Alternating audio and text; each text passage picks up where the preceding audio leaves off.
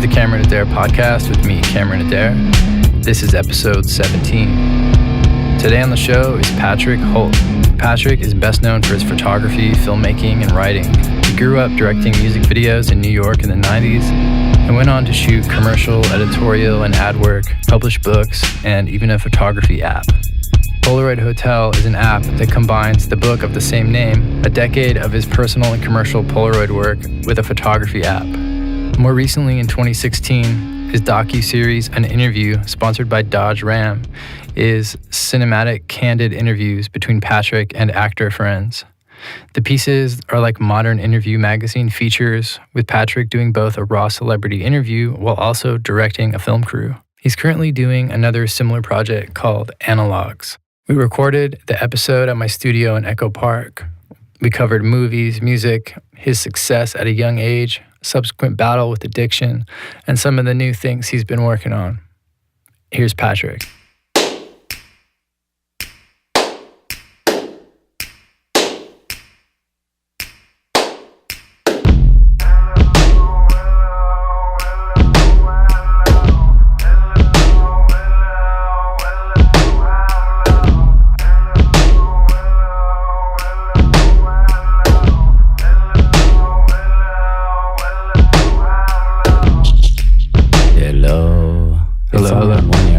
Yeah, mine too.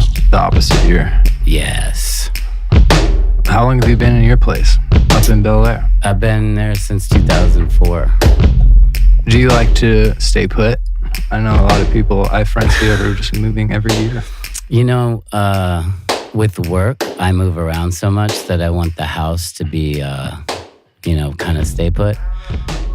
You know? I used to move around all the time and I got tired of it, so this was the first house I bought, and I've just kind of been happy being there. But, I go around a lot, so It's not like I'm here all the time.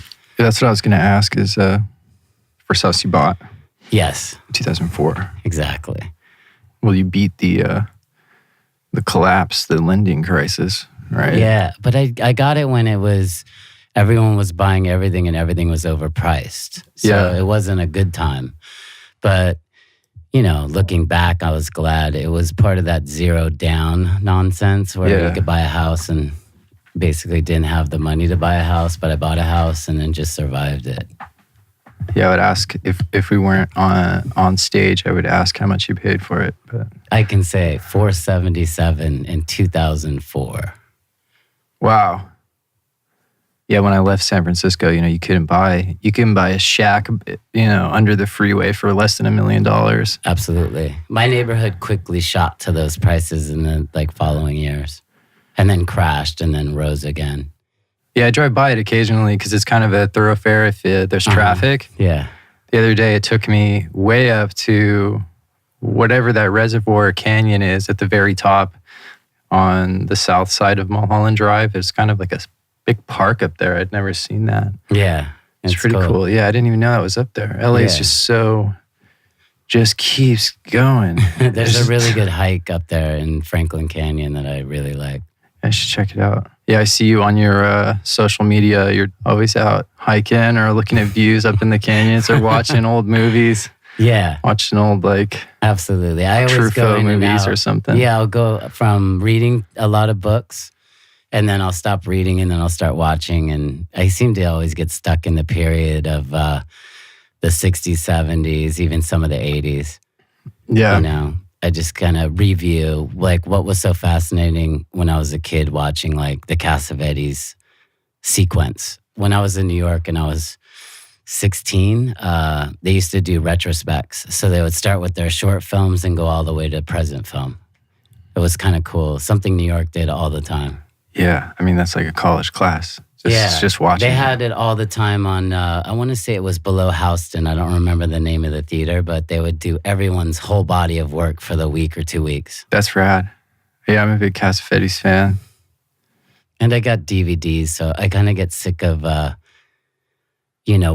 all the apps like Showtime, Amazon, I have all that stuff. But when you want to go back and get into some weird shit, they don't have it. Right.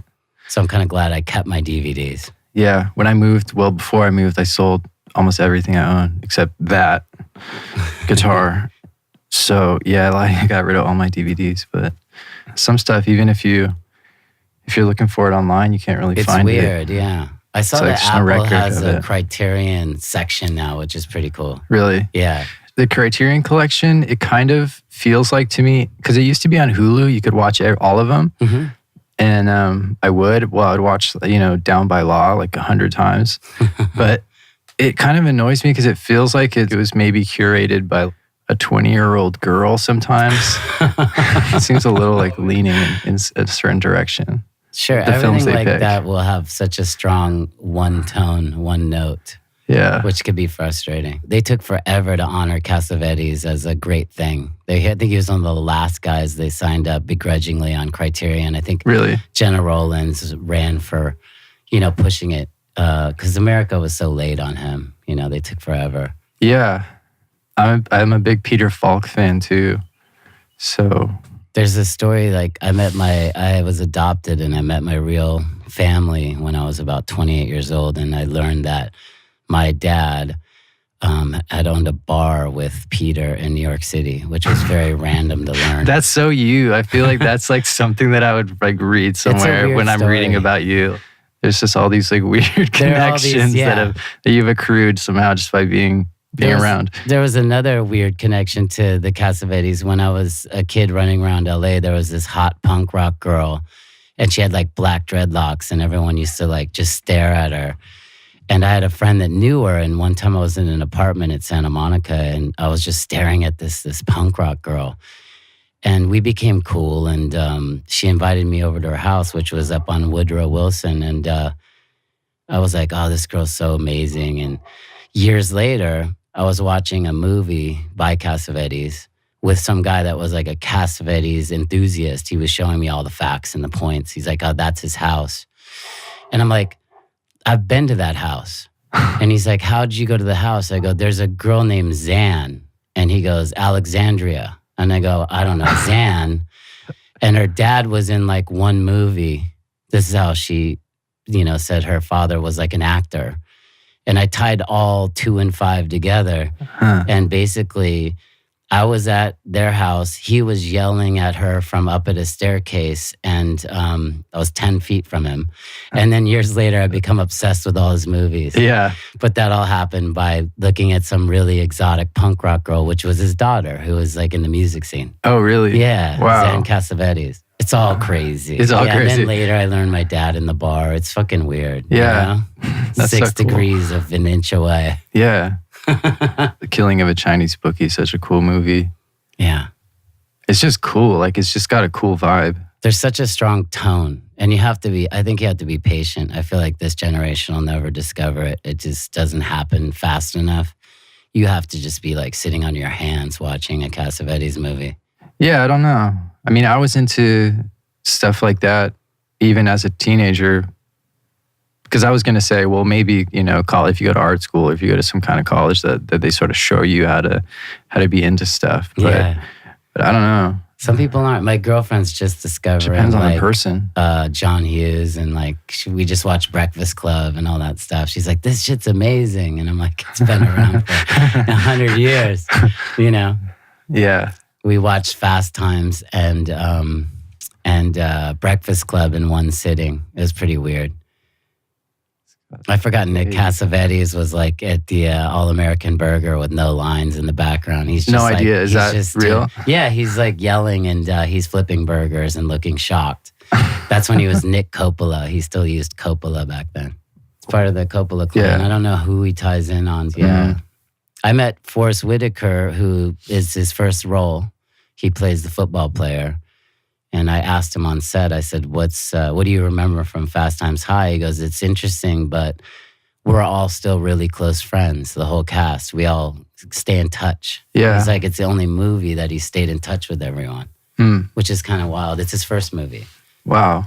Yeah. He doesn't have lines either. He just grimaces and plays football. Yeah. Yeah, what did I watch recently? Actually, I lost about 200 movies to a failed hard drive like 3 weeks ago. Just kind of rolled with it. So I threw away a folder that was my work folder of a year and a half worth of work. Yeah. On all fronts, like from music to no. video to, and I just didn't know what to do. I was like, this must be a sign that I was working on the wrong shit, or it was painful. Yeah, that's worse. It is what it is. I had a fire before I bought my house where I lost everything I owned and I only had a jacket in the car I was driving. Yeah, I just lost everything I owned in a massive fire. Even didn't keep a bank account, so I lost my cash. Oh my God. I used to keep my cash in cans. And DVD cases. Wow. I was one of those anti-bank freaks. Yeah, that one taught me to let go, Well, the banks are evil. I don't know if the conspiracies. I use a bank now. It just keeps me more organized. Yeah, me too. But I'm very particular about when I pulled all my money out of Wells Fargo. Probably they're the king of fees. They like to fee for everything. If you don't watch them, they take $20 a month, no matter who you are. Oh yeah, no, it's a total scam. So, but I remember it was like 2011. I yelled at the lady because she kept trying to get me to stay.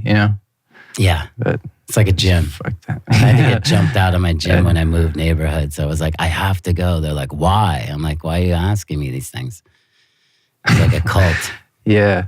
Well, they figure. I mean, I think for a lot of people, at least with a gym, it's like you see that charge and you're like, okay, I'm doing something for myself, even though you never went. You just paid it. Exactly. Yeah.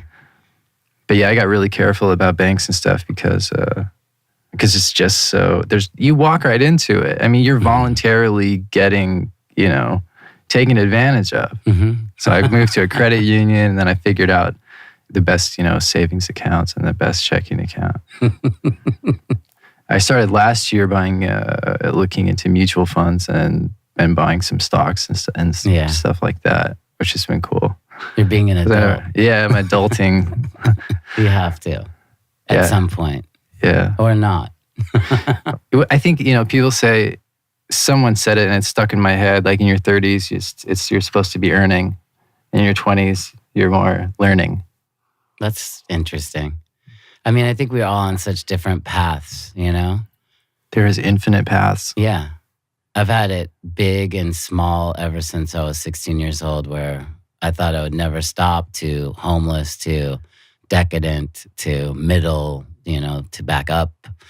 It's just, it's kind of taught me not to really change the tone inside of huge amounts of dough or lack of dough. Yeah. Just to keep driving down the street.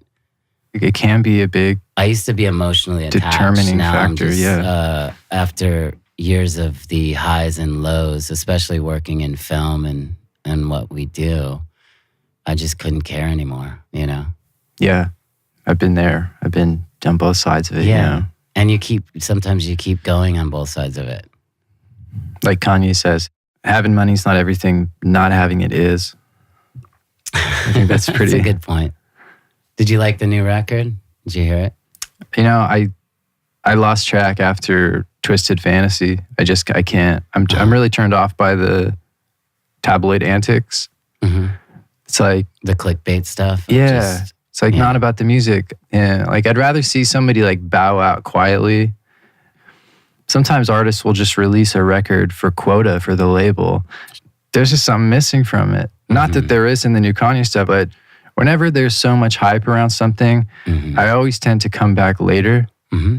Part of me says, do I really want to stand in this long line to ride this ride? I'm just going to come back when nobody's here. Sure. I mean... It sounds like it was done quickly, but there's something about his tenacity that's fun to watch. He keeps pushing it down the street, Yeah. On one of the songs I heard, because I did listen to it in the car once through, he kind of justifies the tabloid stuff by saying, I'm acting the same crazy that got me here. Sure. That's not a real justification. Right. It's kind of a fallacy. Just a verse. Throw a verse in. Yeah. Yeah. You've worked with Kanye, so... Yeah. I mean, you work with somebody, but you don't know him in a deep, profound sense, I enjoyed the time I had. I've had a couple times that were creative and, he wasn't the character that everyone kind of asked me if he was, or there wasn't an egomaniac. There was a guy that was down to collaborate and give, his best and kind of work within what we were doing. So I didn't see the some crazy takeover egomaniac stuff. But people are like, is he a dick? Is he, did he control shit? And I'm like, no, actually, he was open and he wanted to know what I wanted and tell me what he wanted to do. And yeah, I imagine a very conscientiousness as far as, the amount of beats he made. Like even like back when I started listening to his music in 11, 12 years ago, it's impressive. It's inspiring. I tune in and out. I'll listen to a couple things and I didn't hear probably 5 years of Kanye. And then I have a few workers that I work with at the house on edits and stuff, and they always are on the new shit. So they were playing it, and I was like, "Oh, this isn't bad. It's like underproduced and kind of like sounds like he rushed it." Yeah. Well, so did The Life of Pablo. It sounded rushed. Yeah. The engineer that mastered my record mastered Beautiful Dark Twisted Fantasy like in the same couple weeks. But with Life of Pablo, they had it remastered, or they were like, oh, the sequence is wrong. We're going to change a couple parts and remaster it just before the Tidal streaming service free trial was up. Yeah. So it was obviously like this stunt to make people go buy a subscription to Tidal. And then, maybe that weird money. Where is that place at? What is going on with Tidal? I don't hear anything about it. I don't know. I don't either. I don't know. I subscribed to Spotify. I resisted it for a long time. Well, I have to do, I've been putting out more podcasts and music playlists, and they just hit me up for a bigger package because I guess I'm past my free hours, Not Spotify, I'm on SoundCloud. On SoundCloud, yeah. I don't even know how to put something on Spotify. I don't know if you even can. No, you need a distributor. There's a whole series of back-end administrative things. A clever word for extortion. No, they don't. It doesn't cost anything. A lot of it's based on, like, for example, you need however many thousands of plays to be able to go in and add a custom picture to your artist account. I see. And it goes on from there. You need a certain amount of plays to be able to sell merch on there. I haven't looked at it. I know they just recently put podcasts on there. And I didn't do one of these episodes for almost a year. Well, over a year. Right. So I got to look into it. I'm looking into that and Patreon too for this. Yeah. So what was that fire you were saying? We went off on this tangent. There was a fire? There was a fire and all your stuff got burned. Oh. And you didn't use banks. Yeah, that was in early 2000s. I lived in an apartment building on Las Palmas near Melrose. And I went to the movies and I came back to a million voice messages and it was over. Like basically when I got to my place, it was, it was gone. Wow. Yeah. Yeah. It changed everything, just kind of started over again, because I also did the homeless thing and at certain points in my life. And I had just built everything back into this place and I had everything, years of accumulation and then it was all gone. Yeah. It's pretty interesting. There's also I remember the good thing, which was jobs I wasn't getting and a career that seemed to be mediocre blew up the week after the fire, which made me wonder if you can burn your own place down for the same results. That just had me thinking all the time, can you do this to yourself or does it have to happen to you? Because literally there was a job I really wanted at the time and it wasn't going to come my way. And the morning after the fire, I got a call that things had changed direction and that I had gotten it. And I just was laughing. And then I thought, what do I need? And I thought, well, I need a pair of pants. I need shirts. You're standing there with no pants in the street. Well, no, I had one outfit. And I needed a camera and I needed a computer. And then you think about what was in the place and all that stuff. And you're like, I don't remember anything but the necessities of what I use. So I actually came back, the second chapter was way more monk, minimalist. Like I stopped collecting. But now it's funny because I've been in this house since 2004 and I'm right back to way too much accumulation. Yeah. I need to buy a house for the house at this point. It's just everything's so fucking tucked in there. Huh. It's time to get a massive storage or get a new property. Yeah. I imagine if I bought a house, I would, but I've never lived anywhere for that long. Yeah. So every time you move, you have to do, kind of an inventory because it's such a pain in the ass to move. It's the worst. One time in the building that burned down, I had moved from a single to a double, and they were literally door to door across the hall from each other. And I was like, this is going to be the easiest move I've ever made. And it was the hardest move I ever did because I didn't box anything. I was taking individual items from A to B. That's not how you do it. So it was the hardest thing in the world, It took like 2 weeks. Yeah, I think it was a big blow to me getting rid of all my stuff because I'd spent 8 years in the same apartment in the Mission District of San Francisco. And I'm constantly complaining about it too. Like I'm so sick of it, like myself.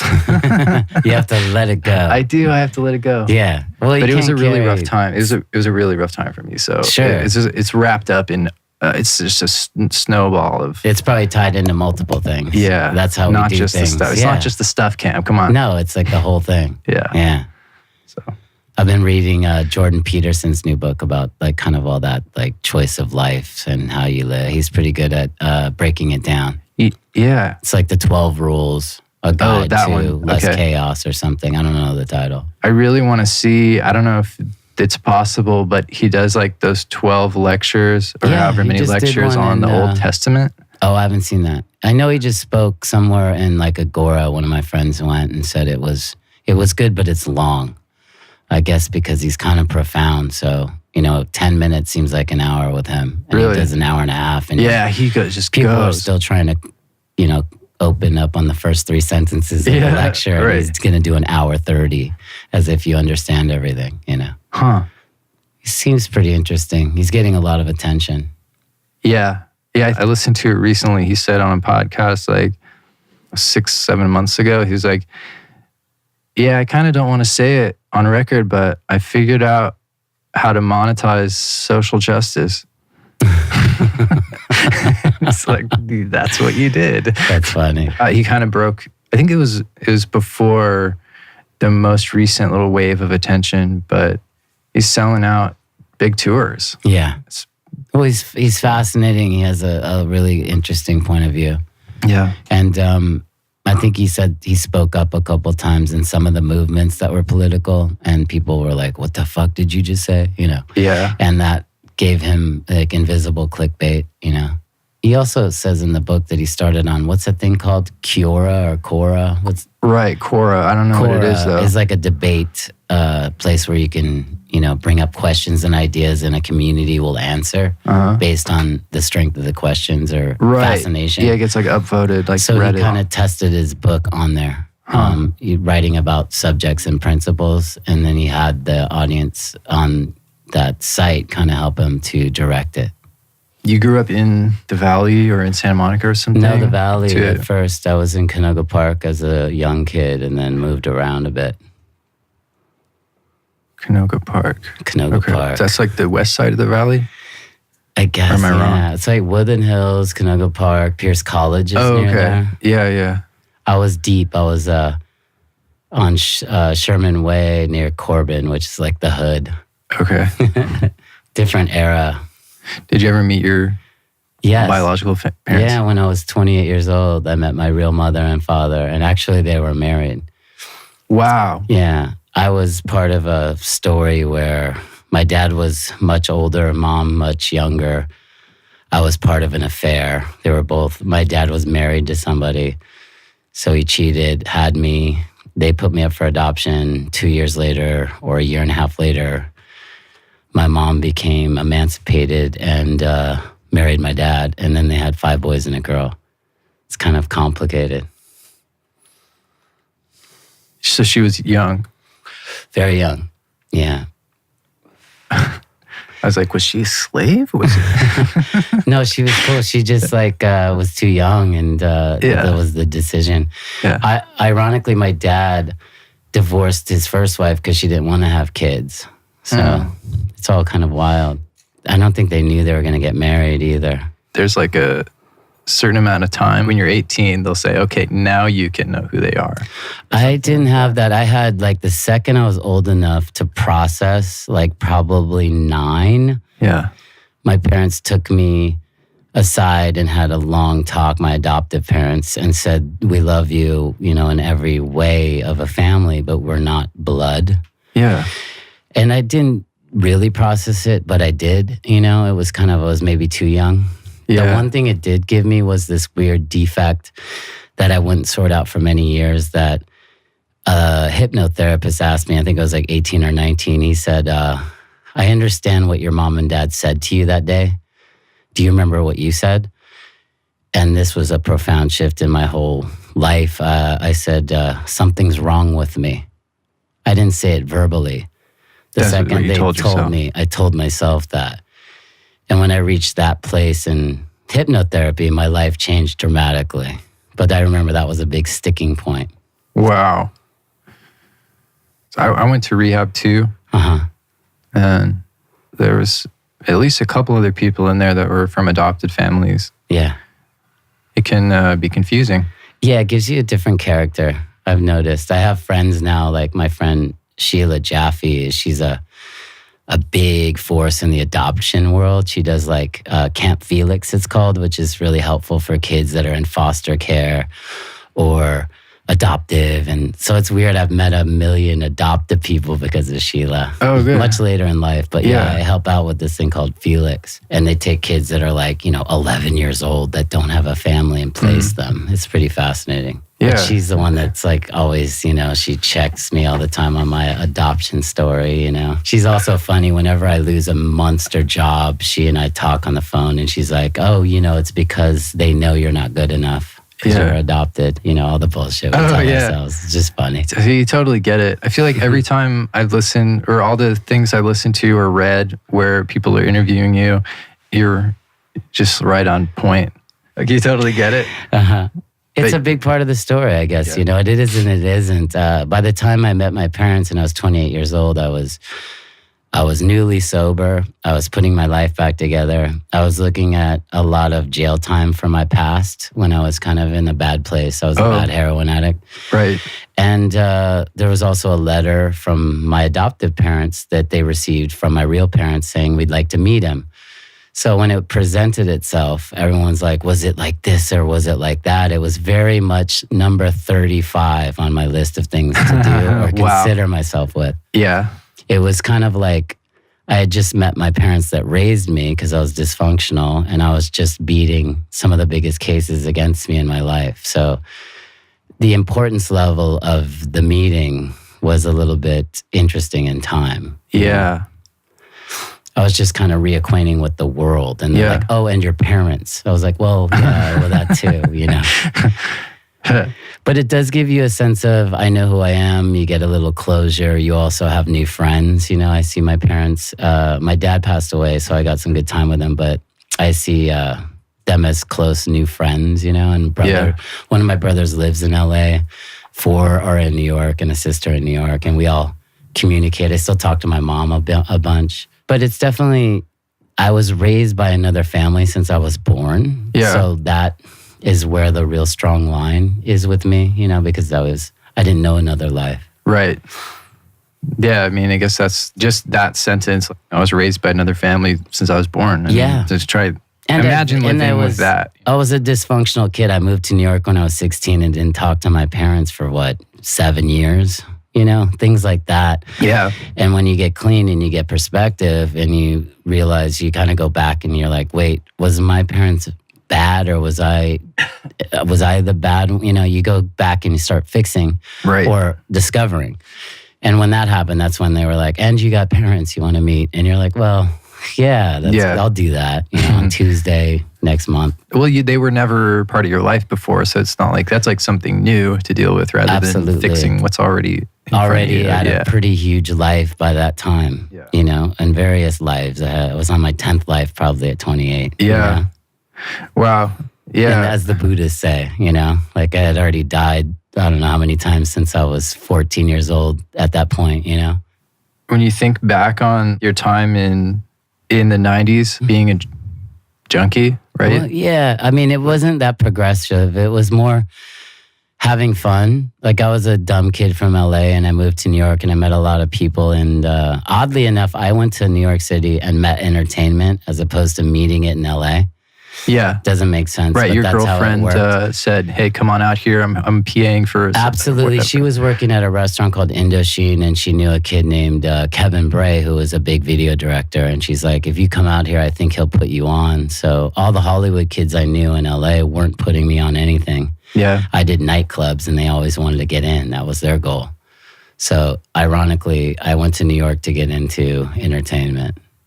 Huh. That's how it all worked out. It was an interesting time for sure. I didn't progress.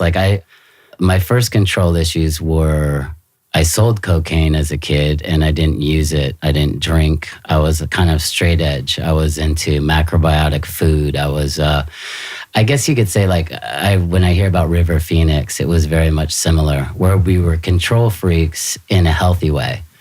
And then when I moved to New York, and I started meeting big artists and people that were influential in the world of literature and all these things, I felt like I hadn't experienced life. So I took off the suppression cap. It started with eating habits like, okay, I'll try meats and I'll try things.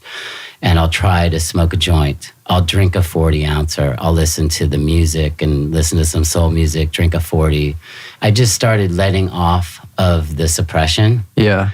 And soon into that, heroin introduced itself. And I was like, why not? And it didn't go like, oh, you're a junkie. It just becomes, a $10 bag is fun for the weekends. And then it's a $20 bag for the weekends. Then it's the weekends and Monday. And then it's the weekends Tuesday. And it took years to progress to homeless fuck up. Yeah. At first, it was all about confidence, and I was directing music videos. I was overly successful for a young kid. Yeah. And I had a lot of self-hatred for the success. I hated that I was successful. Yeah. It was a weird dynamic. Yeah, I mean, I can imagine being in entertainment and being just kind of fabulous in New York. Beyond. And just getting caught up in a scene. And also losing control. That's where you're lost soul. I was an adopted kid. I had made it in New York, so to speak. Right. So I became fucking difficult. I became entitled. It was a dynamic because I hated myself as much as I was an egomaniac. It was a duality. Yeah. That's kind of how I felt in San Francisco in a lot of ways before it all came crashing down. I was making a lot of money, on my own terms. And it happens like that. yeah, somehow some part of it just crept up. Sure. And the Before I drugs knew are a it. fun part of it then, and they're part of the biography. And then for me, they became I wanted to do drugs more than I wanted to work. Yeah. Rehab for me was kind of an atypical experience.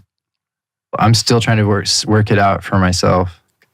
I really resented it because it was kind of,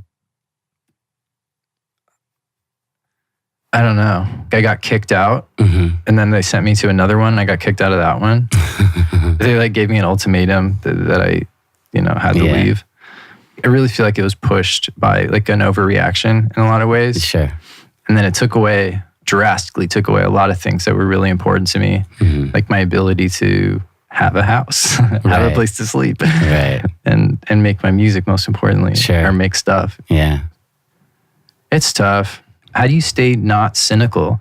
I mean, if you've been around the block, it seems like you're making stuff and you understand why you should be making it.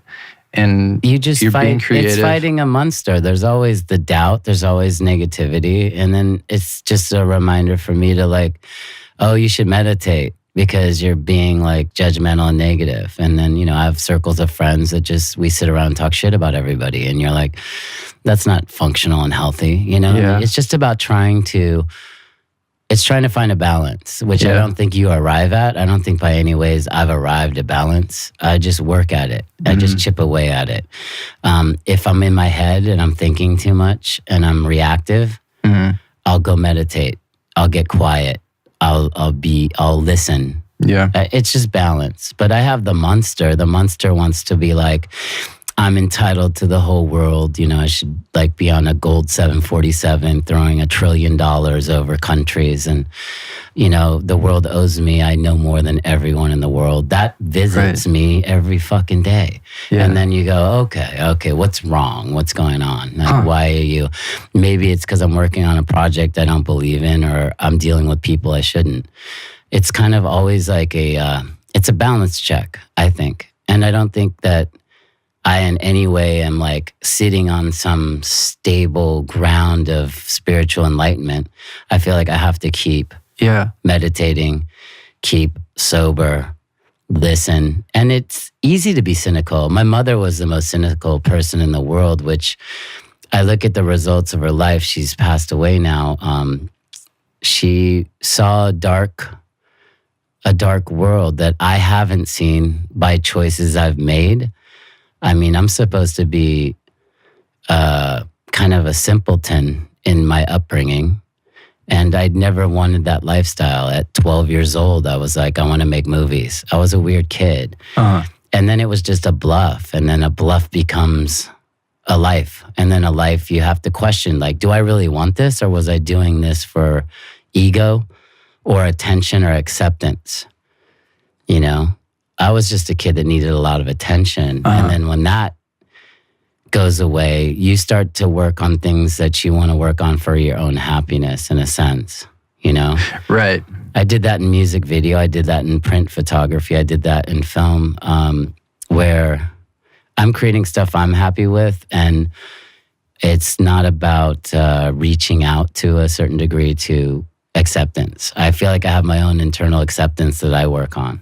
Yeah, so it's a conscious, it's exactly the answer that I would expect. It's a conscious effort. It's not like I'm just like, I just walk through life like, and everything's going my way. It's your responsibility to not be cynical. Just trying to know when to step, to push a wall down, and trying to know when the wall's going to open. Because I'm a swim to it motherfucker. Everything I've gotten was like the boat was lingering in the bay, and I could see the shore, but the boat wasn't going to the shore. So in a sense, I swam to it.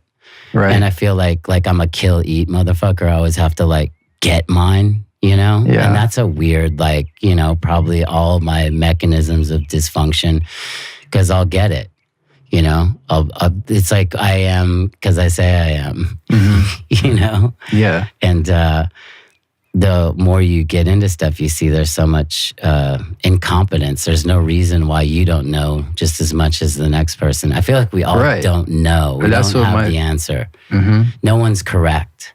Yeah. There's there's feeling. Like there's a good song and a bad song. Why? There's a good painting and a bad painting. Why? Because you identify with a painting or you don't. Or you identify with a song or you don't. But neither are wrong. Yeah. It's just variances of hustle, and it's a strange thing. Yeah, the first thing I put out musically, whatever, many years ago, was the Covered in Gold song in the video. And it was the first thing I'd ever done. And that's kind of what it's about, is like just what you just described is like, you are what you say you are. I just gotten out of a really bad relationship. So I was like, well, fuck this. If I want to make music videos and make records, like, I'm just going to do it. It's really came from that attitude that you just described. And you have to keep harnessing that attitude, because there is no they. It's just about creating whatever you want when you want to do it, Right. Yeah. It's just in the end, you fought the whole battle in your own head anyways. Yeah. And you're just like, you could have done 7 more tracks, 15 more videos if you just get out of the they of it. There's no they. There's no investor, producer. None of my agents or managers. No one's like pushing for me to get X, Y, Z. I'm going to do it, but it's just about, I'm just doing it. Yeah.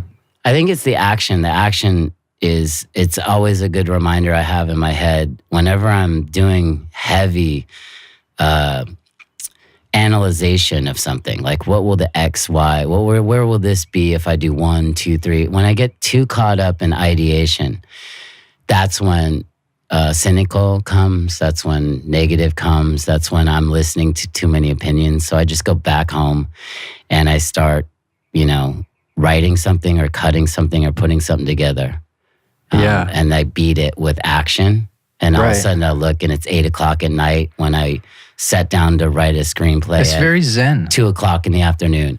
And you're like, Yeah. where did the sun go? Oh, I didn't eat yet. Yeah. Because I was in, like people say, try to get into flow, flow action, whatever word you want to use. But I just don't think I have a lot, like we all don't have enough time here to deal with, like, keep going back to what happened with my family dynamic or my drug dynamic. I feel like I've addressed them. I'm not burying them. They're not hidden. Yeah. But they're also not dictating today, Right. Yeah. Yeah. I mean, because everyone says from trillionaire to homeless, if we all throw our problems on a table, we'll gladly want ours back, when we analyze all the problems. well, what? If we put all of We'll our... gladly win ours back. You'll want yours back. Yeah. We all have it. And we all have this battle. We all have our own battle, no matter who we are, Yeah.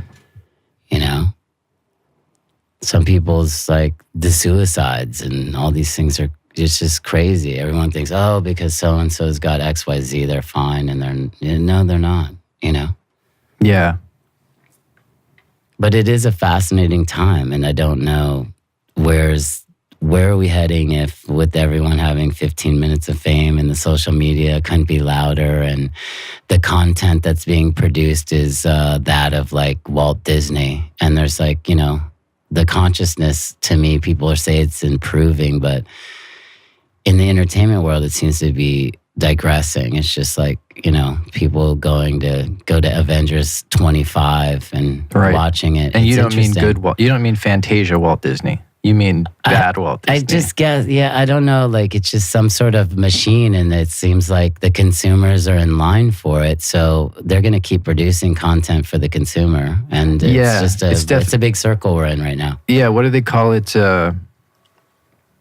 Doldrums? Okay. You know what that is? No, I don't. It's kind of got elements of like sociology in it. The changes in the music industry, how when it's bad, when popular doesn't line up with meaningful, that they call it the doldrums.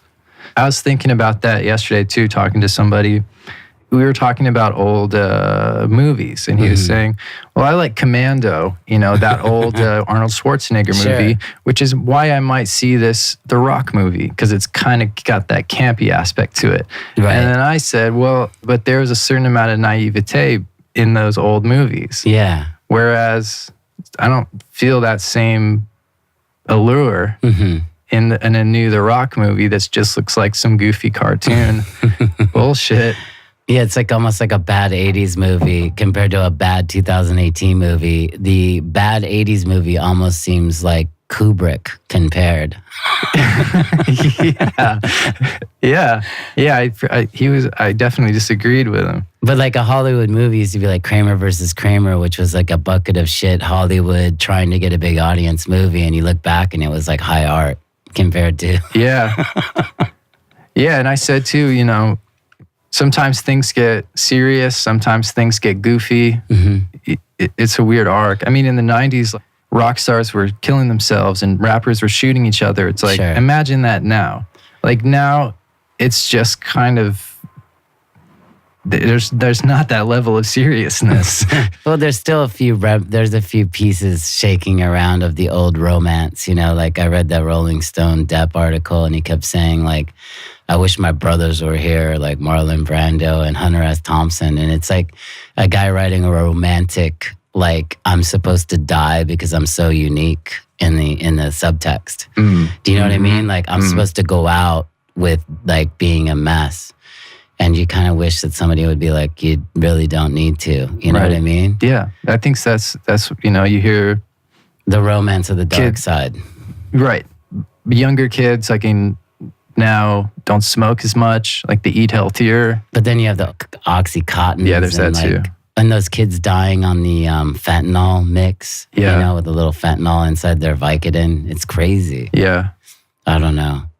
I guess it depends on where you're focused. If you want to focus on the dark or the light or the medium, you can find your audience. Yeah.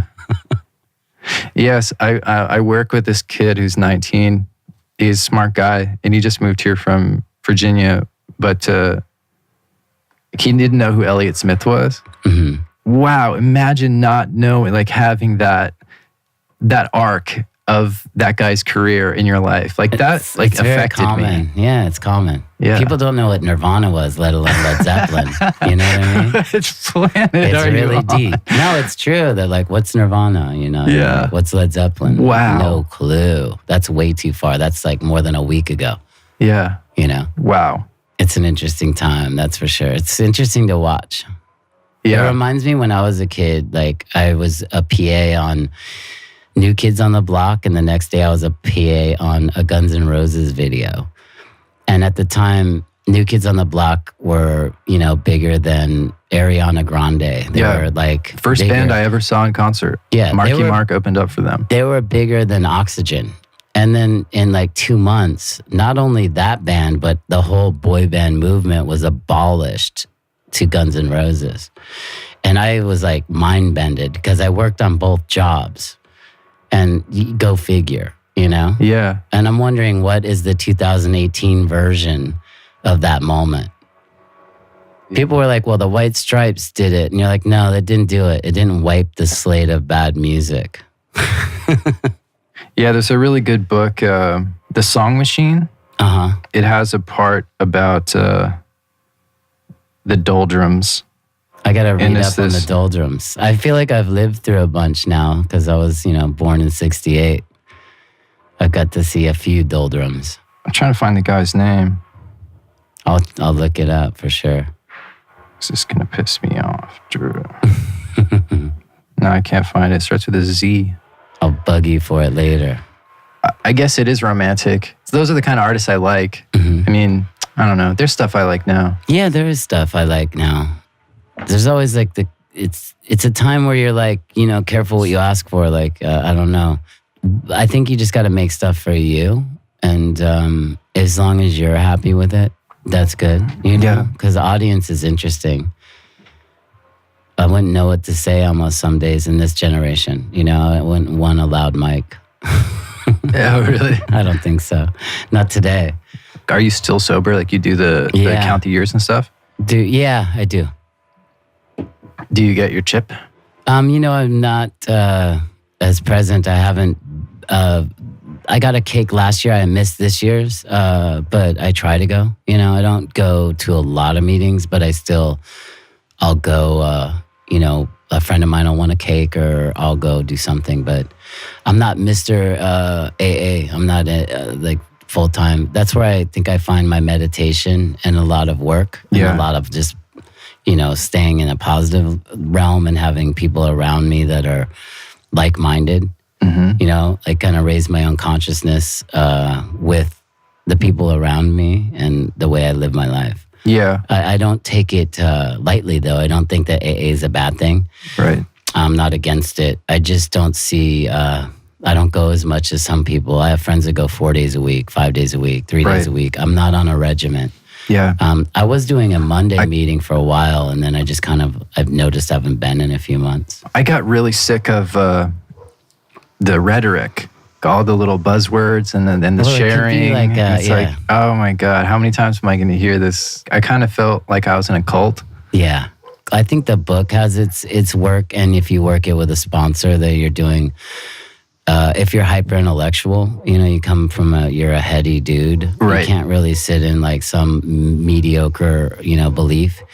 You have to go find yours. You have to find someone that blows you away and work steps with them. Yeah. Because otherwise you'll take it cynically, or I'm always looking for the faults and the idiots, and you'll find them. If you put 100 sick people in a room, there's going to be 99 bad ideas. It's basically about finding your own recovery with people that are like-minded and also will raise you, not drop you consciously.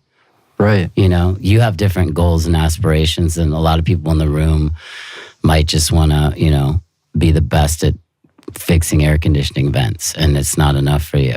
You know what I mean? Yeah.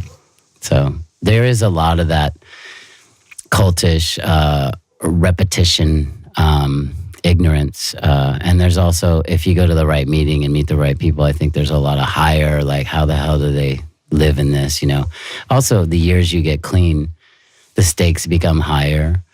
You have to do, another program than you did the first 5 years, the first 6 years. I think it's evolving. But I used to sit back in the room and just be like, I'm smarter than all you fucking people. You're all losers. I'm out, Yeah. That was me. I was like a terminally unique kid, they called it. So smart he's going to die, He'll find a way to kill himself. Yeah. He'll intellectualize it. Yeah. But I always switched rooms. Like I would go to different rooms until I found people that were like kind of more profound for me at the time. Yeah. Because sitting back in the room, in the beginning, it was just about sex. You could have sex by looking at a girl because everyone's just fucking 13th desperate. step. Well, yeah, they're just like, everyone's new. Yeah. And some people live in that. And, you get to a place where you're like, Yeah, for me, it was like being abducted by aliens the 4 months I spent in rehab by incompetent cult aliens. Yeah, it's gnarly. Yeah. They really put me through it. It was bad. They were really mean to me and really broke me down. Sure. And That's like then a kicked prison. me out. It's like a prison. Yeah, it was like a prison. I got lucky and met a guy named Sam Usher in recovery, and he was the guy that changed my life. And I always look back and go, what if I didn't meet him? I would have probably left rehab. I would have not complied. Yeah. Right when I was on the edge of my seat and going crazy, I met a guy that was very much simplistic. He brought it to me in a simplistic, non-cult format. Yeah. He would do things like, do whatever you're going to do and find the bottom in everything. Just don't do heroin for another week and come back and see me. And I'd be like, okay. Sure. It was very small building blocks. Right. It wasn't some fellowship and you need to do this and that. And like, he didn't give me that whole, there's other guys that were always pushing. I was in a sober living with a guy that was like straight from like special ops that used to like walk around and try to bounce quarters off our beds and like stare if there was any drops of water in the sink. Yeah. That I just knew he wasn't the guy for me. He was the guy that used to arrest me when I was a drug addict, Right. It's the same logic. Yeah. Yeah, I went into it thinking I just finished my record and I kind of want to get some help, like mentally and physically. I mean, I wasn't shooting speedballs Sure. but then it took on a life of its own. When I first went, it was a lot of really wealthy socialite people. Yeah, it always starts beautiful. Right. And then it becomes a jail. Really. Mine was started like with all atypical. with like the people from Sonic Youth and like everyone's smart and painting and changing the world. And then everyone's like fucked up. Really? Do you know what I mean? Yeah, I mean, I don't know. It was, there's a famous like sculptor in there with me and a model and like, the corporate lawyer for Louis Vuitton. All of it. Yeah. And I don't know. I had trouble. Like, I feel like I didn't fit in. And then they kicked me out the day before I was supposed to graduate. That's weird. Well, prior to that, they hired this lady who has a show called Addicted. And they intervene. So I got intervened on by her. I wasn't on the show, but after they kicked me out of the first one, they kind of kidnapped me from the airport. And then I had a sober companion. Sure. It was insane. Yeah. It was so inappropriate to where I actually was that I started to believe it. My whole sense of self became so warped because I started to believe that there was something really, really wrong with me. Right.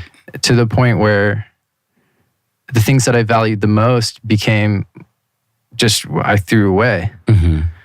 So it got really weird. And then they kidnapped me and they put me in this even worse one for 3 months. Wow. And then they kicked me out of that one.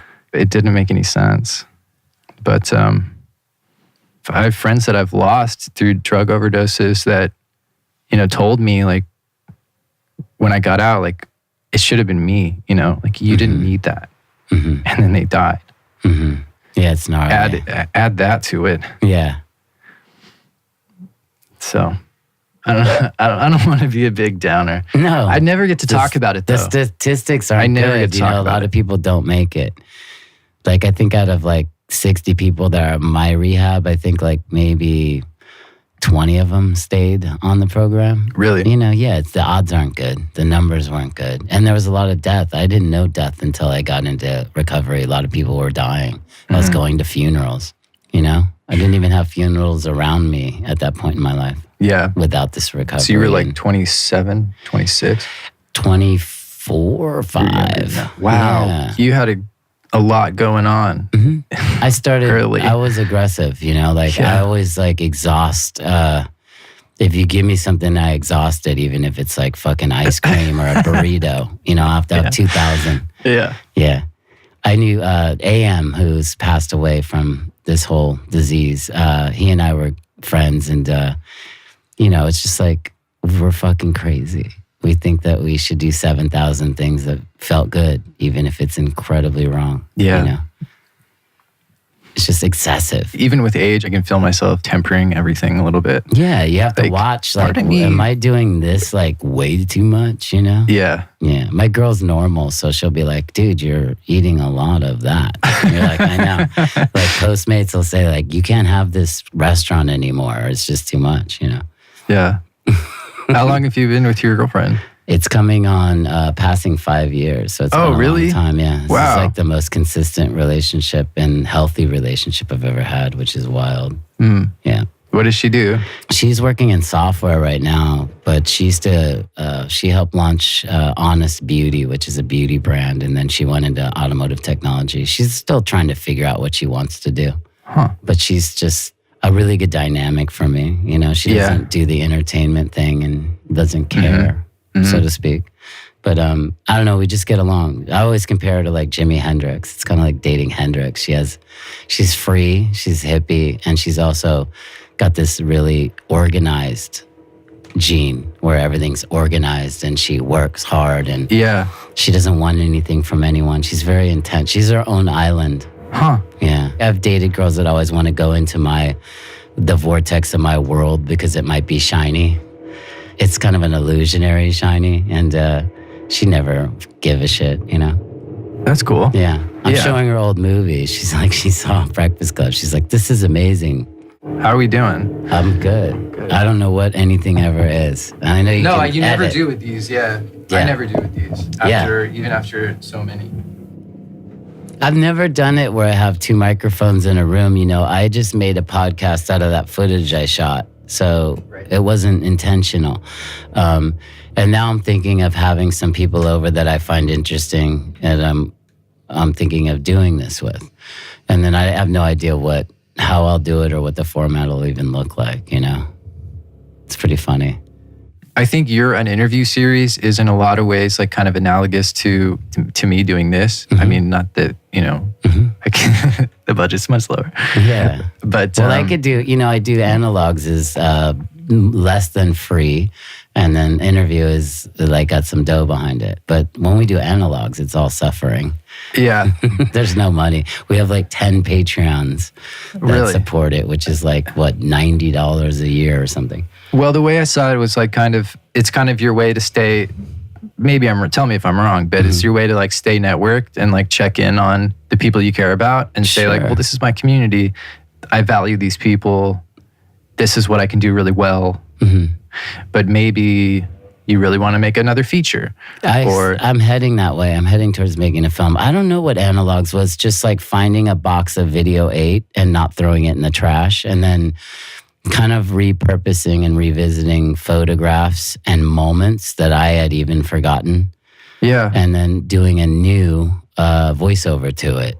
And I don't know what the format is. Also the idea that these little bite sizes, these 2-minute films would become a whole documentary in one way or another. So they're like, I think of it as pieces of a puzzle that will one day make a photograph or a piece. I don't know what, it's like, I don't know what I'm doing, to be honest. I just feel like enjoying and creating. And, you know, like it's anything to dampen the monster of what we spoke about earlier, which is that sarcastic, entitled, or, you know, lost soul, you know.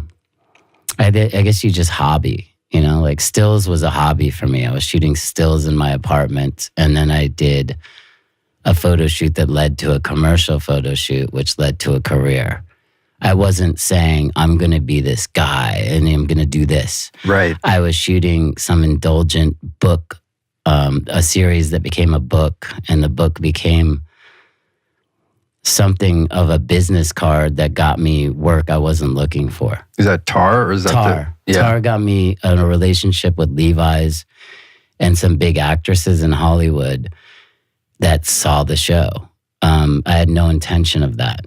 I didn't know where it was going. I knew I enjoyed stills because I didn't need a sound man, a mixer, an assistant, a focus puller, a gaffer. Yeah. I was able to express with a Canon AE1 that was in a shelf, in my house. That's kind of what this the podcast is because I have all this audio equipment. You might as well use it. And I know a bunch of people that your shit's amazing. My house is like third world. I got those shitty ass mics and everything. I'm envious of your gear. Yeah, well, I worked in you got real setup. I did the whole runner to intern in recording studios thing. Yeah. So analogous to working as a PA, moving up on big film shoots. Absolutely. It's really, I solder all these cables and it's like a whole thing. I like the setup. Thanks. Yeah.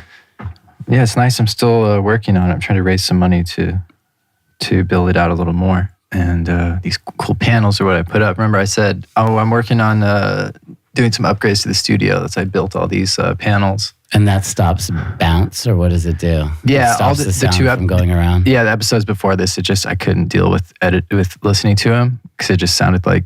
And you could probably hear things that commoners don't hear, right? I probably couldn't hear. My girlfriend's like, "What are you even doing?"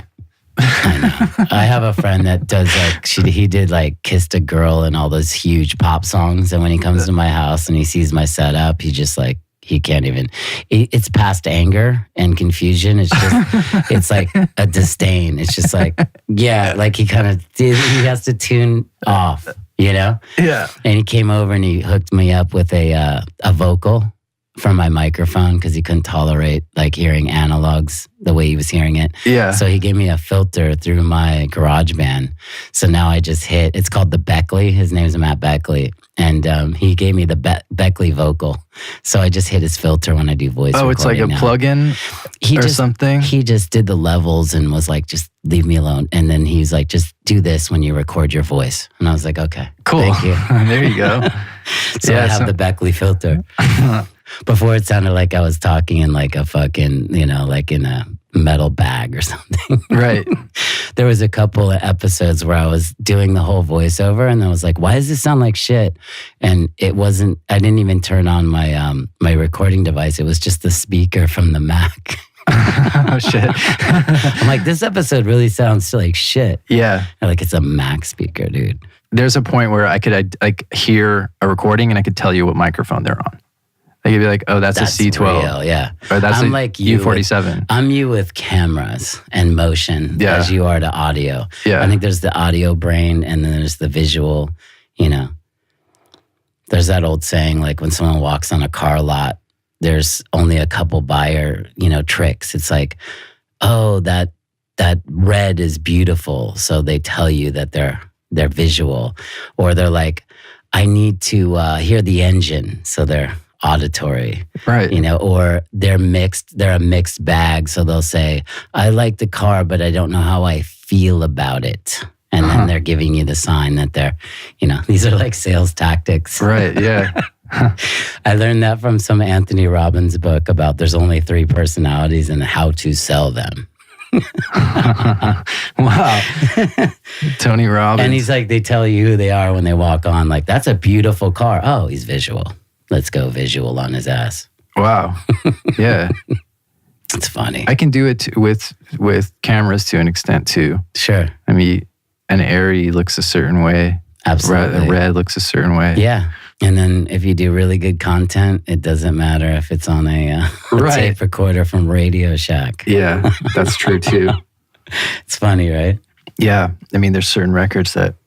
I remember these kids, they would be like from a really big family, and I'd go to their house and they're like, yeah, we have the Reds and the Alexas and the lighting and the grip. And they would have like $1.8 million in gear. And I'm like, do you use it? And they're like, not really, you know, but I have it. I have 3 bodies. I have 4 Alexas. You're like, whoa, you know, I got a Canon 5D from 1912, you know. Yeah, that's what's in that bag.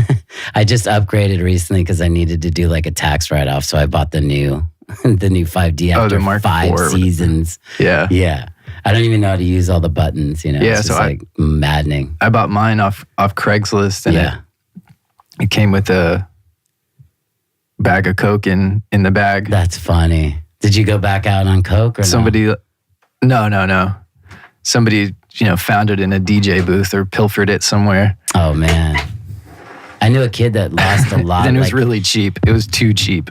Cheap enough to come with a mystery bag of blow.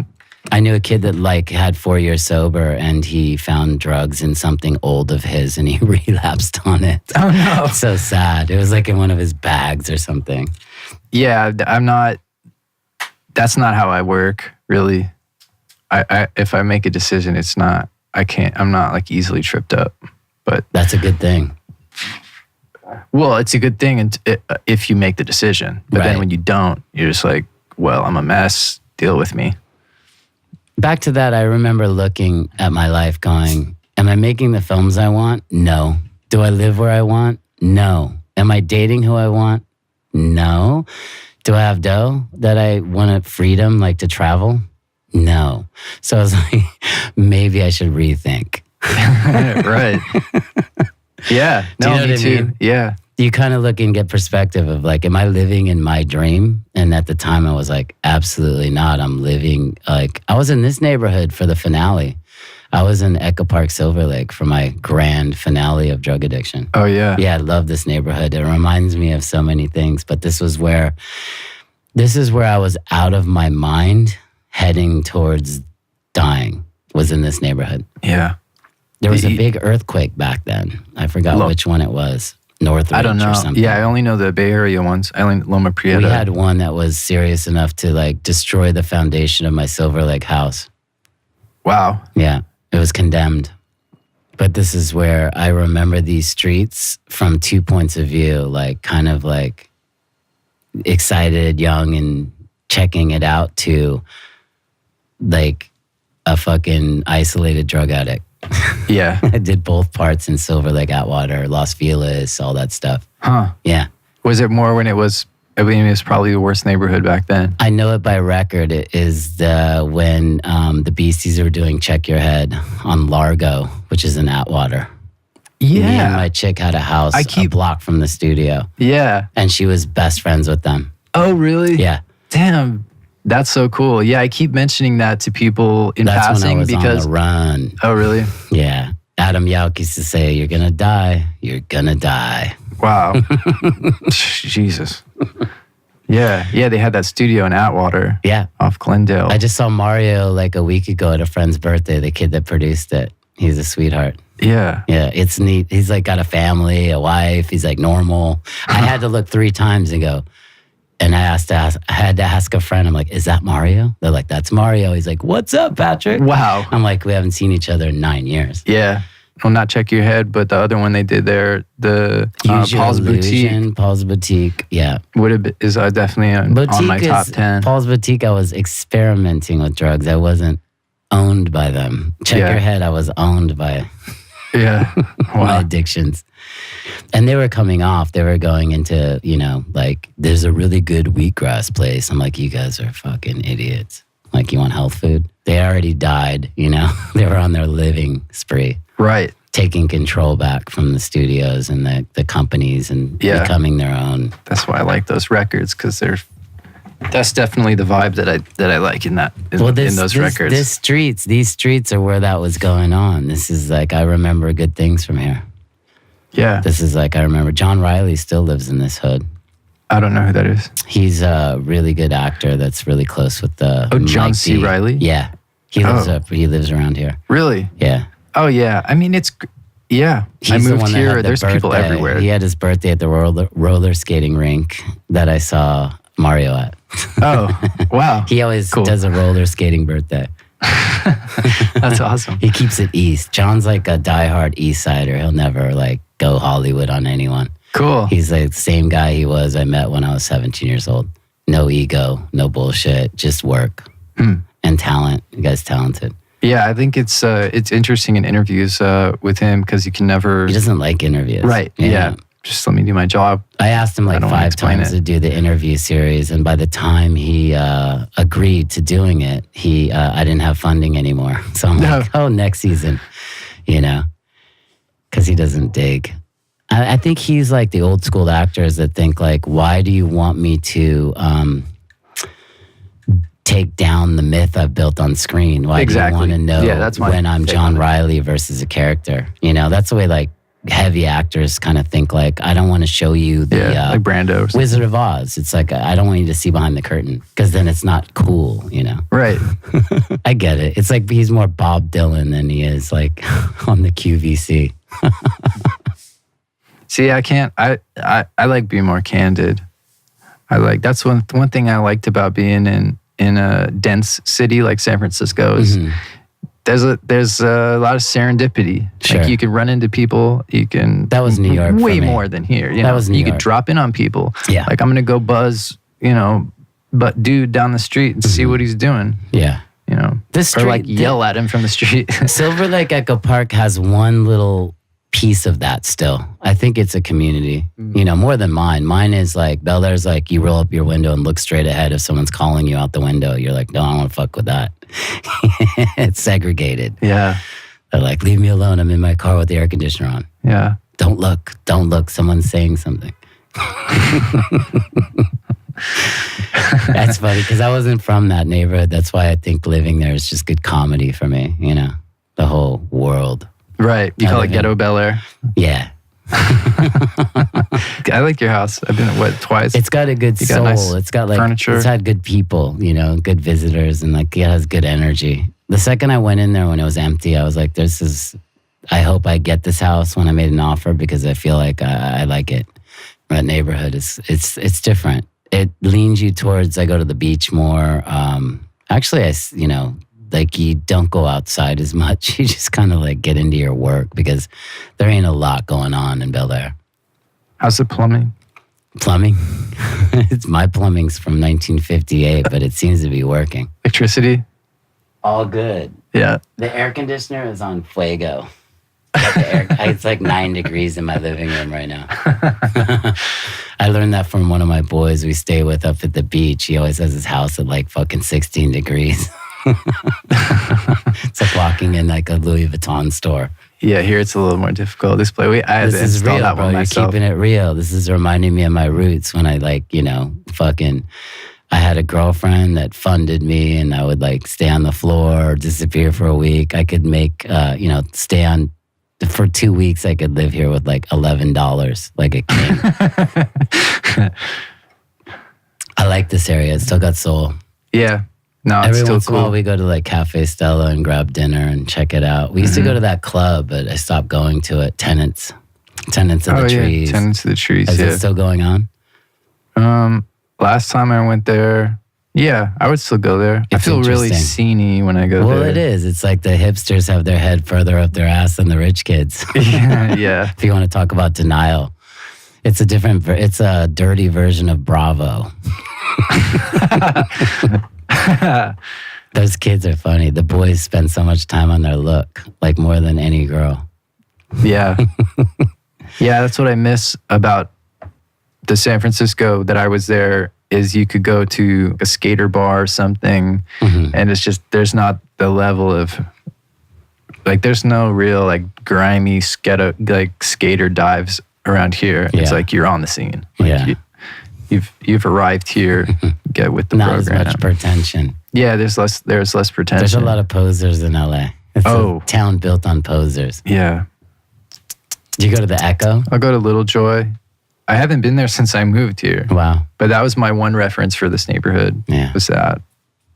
I know Emily, one of the girls from Warpaint, lives like a mile from here. Mm-hmm. Oh my God, there's everybody. Yeah. Yeah. That's what I like. They used to live in my building, the one that burned down 100 years ago. Oh, they lived in the same building That's as where you? the band was formed. Oh, really? Yeah, Las Palmas. That's like a history. One day I'll write the Las Palmas book because it was a big part of my culture. I just started writing again screen, which is weird. I haven't written a screenplay in like 5 years. I just started getting the itch of trying to go back into maybe making a film. I was reading a lot of films. I didn't like any, so now I'm writing one. Nice. Yeah, I feel like the itch to make something visual. Do you read screenplays? Tons. Yeah, I haven't read anything that I'd want to make. Where do you get them? I have a guy named Mark Ross at Paradigm that is a literature agent. So he'll go, what do you think of this? What do you think of that? What do you think of this? You know? Cool. Yeah. I'd like to read a couple. Yeah. There's not a lot of good stuff, unfortunately. Oh, I know. I imagine. Yeah. It's a lot of like, I know this story. I saw it 6 million times, you know? And the ones I wanted to make, they go really fast.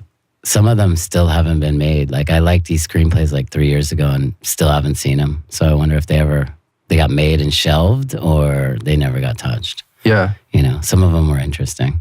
I still like film. I just, don't see a lot of it, at least new cinema, you know?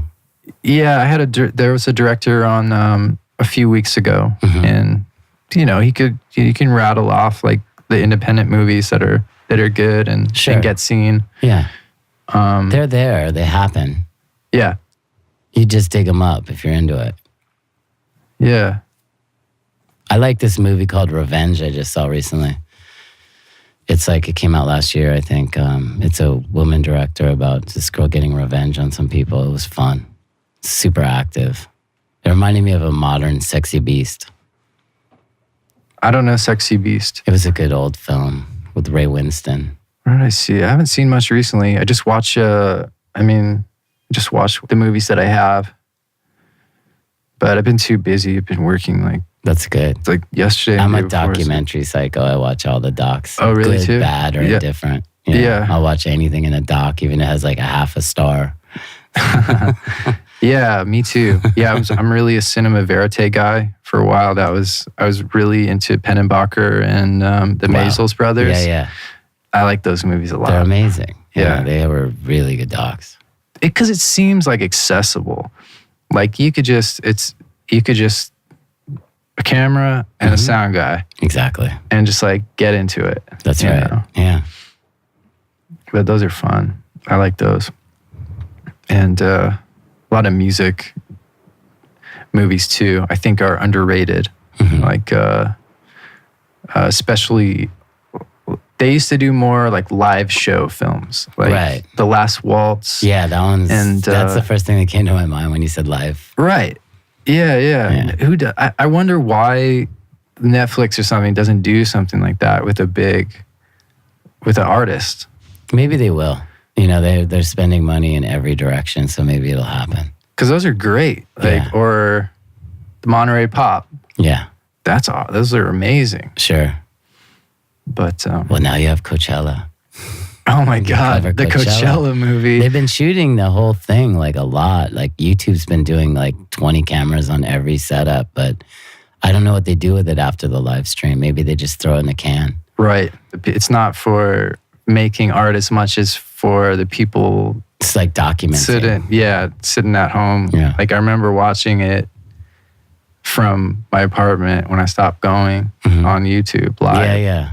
That's the only way I like to watch it now. I just watch like 3 acts I want to see. I'll watch like 3 songs and go, okay, I was there. That was awesome. Yeah. Let's go to dinner. It was like when Kraftwerk and Radiohead headlined and Daft Punk headlined. It must have been years and years ago. I think 14 or 15. I went a lot of years in a row. 15 was my last in person. Yeah. And I knew walking out of the fairgrounds, I knew like 6 bands that were playing. Yeah. So I was like, it's never going to be like this again. Yeah. This is it. Remember it. I remember looking back at the festival going, you probably won't be here for a while. And it has been, 4 or 5 years now. I haven't seen it. I had fun though. I had a great time. Let me see here. So what are these like, all these little things you do? Like how did Because Me start? That started because I did a book called Polaroid Hotel. And Polaroid Hotel was on Kickstarter. It got funded quickly. I liked the idea of an audience I didn't know creating a project. So like it built a community that even came out to support the physical release of the book. The show, yeah. And the show.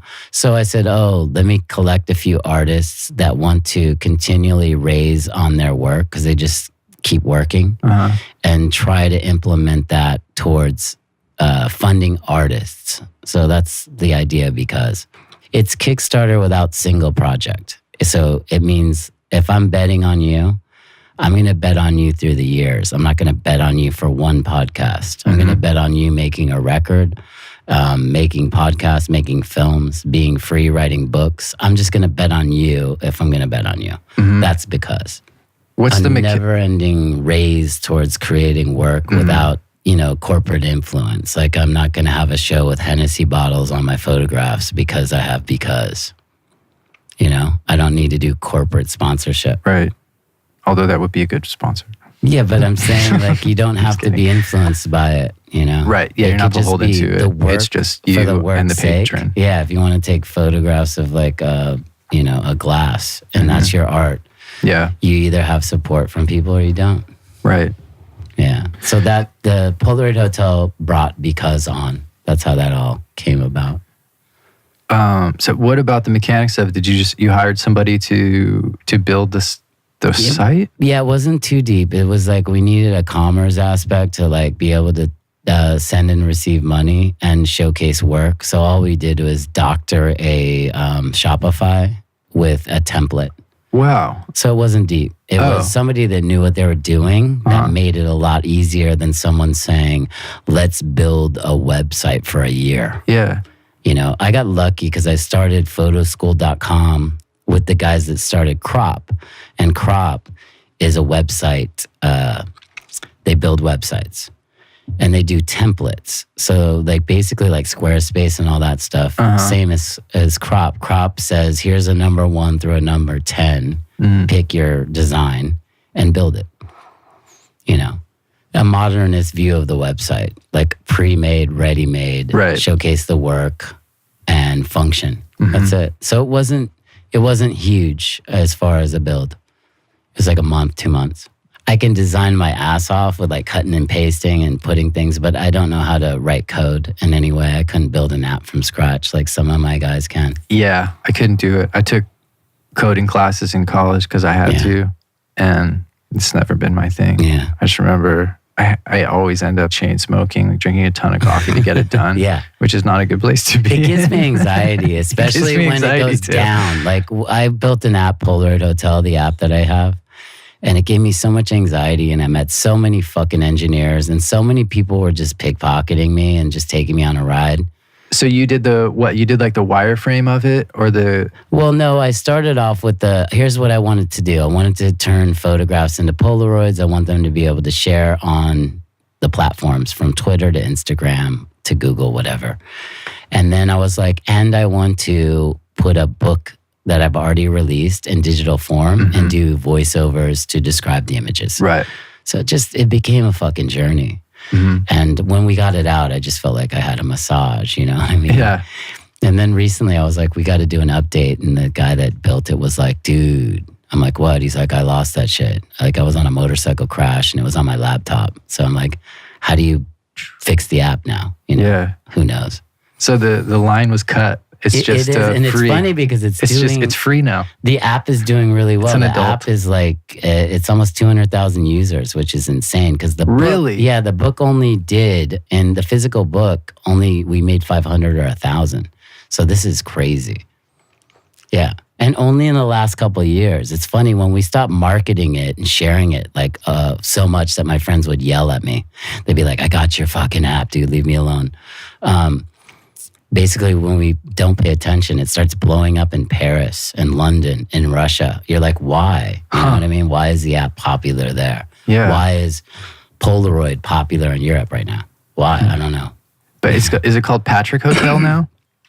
It's called Patrick Hotel, but you find it on Apple by typing Polaroid Hotel. Cool. Yeah. Where's your screenplay writing going recently? Just, this is the first time I've even sat down to write one, and I'm in my second act, and I've already rewritten the first act, and I'm going through the growing pains of having not written in a while, where I'll really like it and I'll come back and I'll rethink the whole thing. Like, I went through this whole tone shift of it where the kid was doing voiceovers to tell you his story. And then I went, no, I'm just going to do it as a straight narrative and not have any voiceovers. And then the tone shifted dramatically. And then I went back and I was like, maybe it's a mixture of both, I'm just going crazy, but I'm sitting down, pushing through hating everything that I'm writing right now.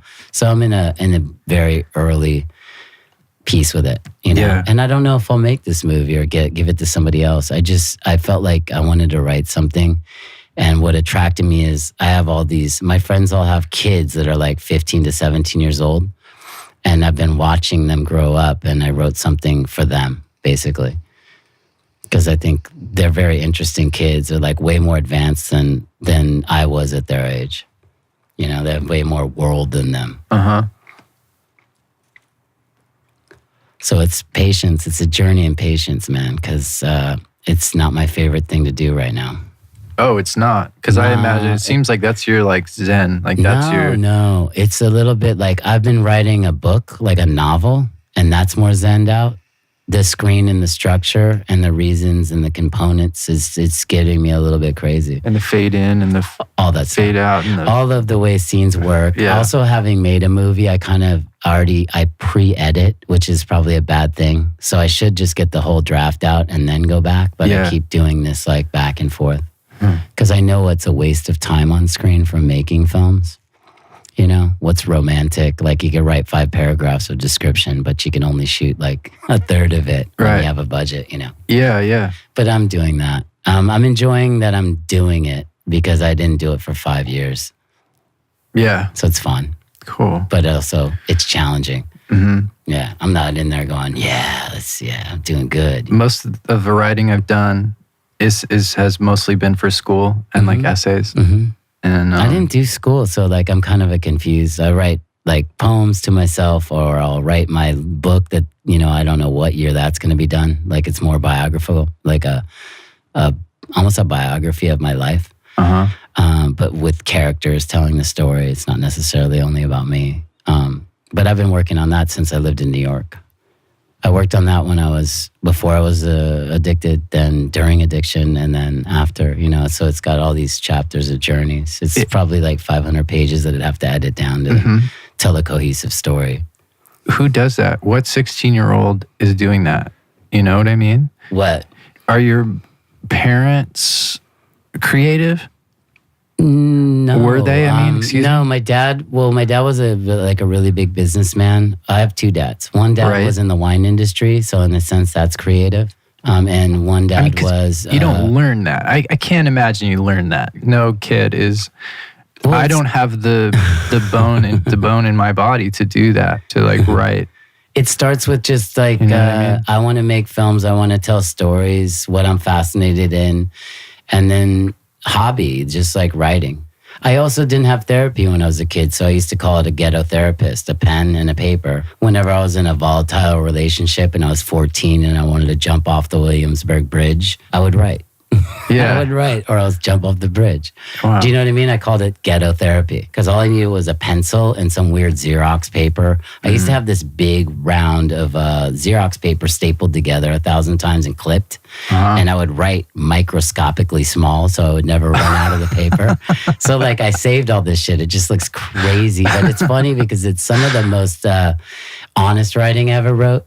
And it's funny to look back on those things and just be like, if I had a Ferrari, I could talk to that girl. You're like, what a fucking weird kid. You know what I mean? Like I needed a sports car and some sort of fucking clothes to be able to communicate to somebody, like say hi to them. Just weirdo shit. But I did it as therapy, man. For me, I didn't do it like, I'm writing my novel, leave me alone. I was more like, the girl broke up with me and I'm 14 and I'm going to kill myself. And they're like, okay. Yeah. And they'd be like, go fuck yourself. And I'd be like, okay. So I'd go in the corner and write my microscopic, when she said this and she fucked this guy, I don't think that she knew that, you know? Yeah. That was as like deep as it was. It wasn't like I'm honoring my artistic writing side. It was just like, if I don't put it down. Also, I thought whenever I put something on paper, I didn't have to think about it. So I started this conversation with myself. If you write it down, you won't carry it. Because I was a chaos kid. I was analyzing the analyzation, you know? Like I was a psycho. So I was always like too much in my head. Yeah. That's why meditation I always recommend for sobriety, because I think that if you could turn your brain on and off like a light switch, you can rule the world, at least your world. And that's where you got to start. You got to be able to shut it off. And stay. Otherwise, I would stay awake for like 7 days thinking about like what my music video would look like stylistically. You know, I'd get to the place where I'd get on set and there'd be 30 crew members and I'd be like, oh, fuck, I have help. Yeah. In my dream, I was doing it alone. Right. Crazy shit like that. Like, oh, wait, you do sound? So I don't need to think about that. Right. Yeah. But in my head, it was like, you need to paint the sets. You need to rap the verse. You need to... Wait, no one's doing anything? Or there's a crew and everyone's helpful. You know? Yeah. You almost get exhausted with the nothingness of being a director watching a monitor because you're like, dude, I did so much homework. Yeah. It's not being honored here. That's actually... This is helpful for me. I'm you. Yeah, for years me, later. Right. Yeah, I grew up with parents, with my dad who really forced music and stuff on me. So it was really forced in probably an unhealthy way. Yeah. Hockey dad, only with a violin. Yeah, like a casting mom that brings a kid and makes him do all the stuff. Yeah. I was so opposite. My dad and mom, my mom was clueless and my dad was in the wine industry. He was home like a day a year. And my mom just smoked Benson and Hedges and said, you're not getting shit, so fuck off. You know? Oh my God. She was old. She was a farmer's daughter from Nebraska. Yeah. So anything you said, you'd be like, I'm getting a motorcycle. She'd be like, that's crazy. What do you need that for? You know, everything was fucking, that's crazy. Yeah. You know, like, I'm going to get a shirt. Why do you want that shirt? You know, just crazy. Everything was weird, you know. So when you're 12, you're like, okay, I can't fucking deal with this anymore. And I'm adopted. So this is a movie and I'm not in this one. They could be in their movie. I'll do mine. Yeah. You know, that's where it starts. I think for when I became old enough to know better, for me, it wasn't like a conscious effort to make stuff. It was more like a part of me just needs it. Like I need it. Like, I don't know. Like, just leave me alone. Like, I need this. Like, I have to keep feeding that. And figuring out how to keep feeding it is the challenge. It's like, you know, I need a space. Like, I need a studio. Most people, they don't need a room in their house to be a studio. Sure. It's a whole thing, you know? Yeah. Most people don't, you know, aren't trying to save money to, you know, you'll work and spend your money on going on a normal person, a normie vacation or something like that. No, I spend it all on guitar stuff, on guitar pedals. Yeah. Like, who are you? Totally. Be normal. What's the Gray organization? The Gray organization started out in one idea, which was to have an all-purpose production company, which I had with a company called Fidel. Gray was going to be a bigger idea of it. And actually, I got so consumed in my own work that I could no longer build like almost like a factory for creative people. So I kind of set it aside, and then it got back into... oddly enough, it's now Gray Organization is a simple news site where we post news we find interesting. And that's all it has become. It's just like it's almost like a Drudge Report where we post all the articles in the news that we feel like paying attention to because there's so much news out there. So it did a pivot. Major. Yeah. Major from like, you know, a production company to a news and media site. And it's a baby. It's like a beta. I think we have like 3,000 people looking at it. It's very small. Wow. Yeah, it's tiny. And all we're doing is posting journalism and news items that we find interesting in the categories of sports, art, you know, film and headline news, world news. So that one's just like figuring itself out. I listen and read a lot, and I just thought maybe we'll start a place where we can get a better view of it. Who's we? Just me and whoever wants to work on it. Yeah. I'm working with this kid named Yanni right now who's like a journalist major, and he's like the most inspired. He comes around the most. Oh, cool. So it's just like we talk about stuff, and he writes original articles, which is cool. So he'll contribute to it in his original hand. Nice. And he has a good view. Yeah. Yeah. His first article was like, what's the difference between like Andy Cohen on the Bravo show and Anderson Cooper as a CNN spokesman? He does stuff like that. Wait, say that again? He was saying, what's the difference between like, you know, the Kardashians and CNN?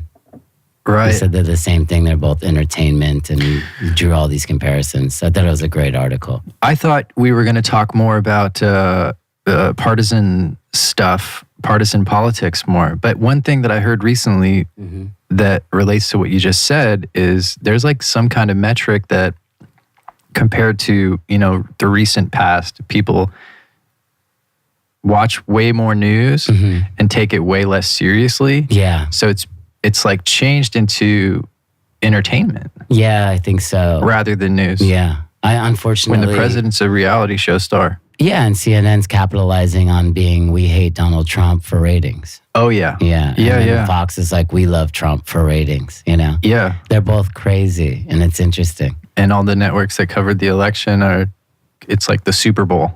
Yeah. No, it is. And it's also, like you said earlier about the Kanye record, it's all clickbait too. It's like whatever. And Donald, unfortunately or fortunately, is the master of clickbait.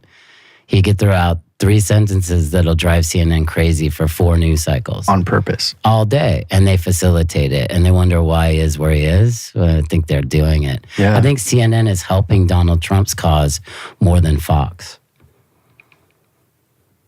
And they're supposed to be hating it. Right. My brother used to say, if you want to see someone become irrelevant, just don't talk about them. Yeah. But now there's the fire is stoked so much. It's stoked. It's huge. So that there's more of an appetite for that. Yeah, no, it's like probably a guilty pleasure for a lot of people.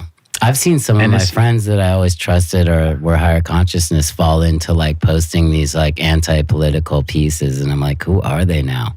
Wow. Or they're doing it for ego. They're doing the look at me, I agree with this cause, but it's not coming from a Puritan. It's coming from more of a self-seeking, you know, way of like, look at my Instagram. I'm very aware of what's going on. And it's really scary.